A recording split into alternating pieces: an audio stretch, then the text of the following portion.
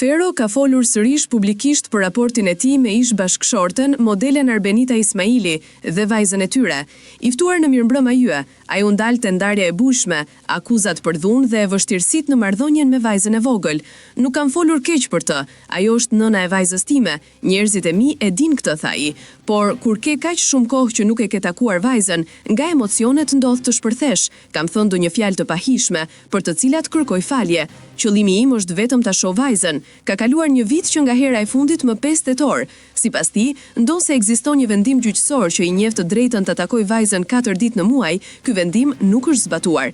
Kam tentuar shumë herë ta takoj, por nuk kam mundur. Kam ndjekur rrugët ligjore dhe është lëshuar edhe urdhër arrest për të në Kosovë, po flitet për flet arrest ndërkombëtar, pasi vajza nuk ka ardhur në Prishtinë që prej vitit të kaluar, tha Fero, duke shtuar se është ndjer i mashtruar në procesin e marrëveshjes ligjore.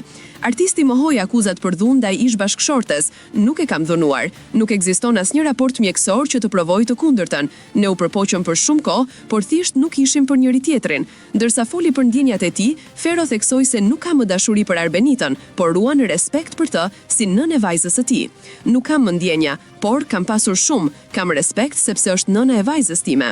Në një periudhë të jetës time ajo ka qenë gjithçka për mua, u shpreh reperi. Në fund, ai bëri një thirrje publike për Arbenitën që të lër pas konfliktet dhe të mendoj për mirëqenien e vajzës.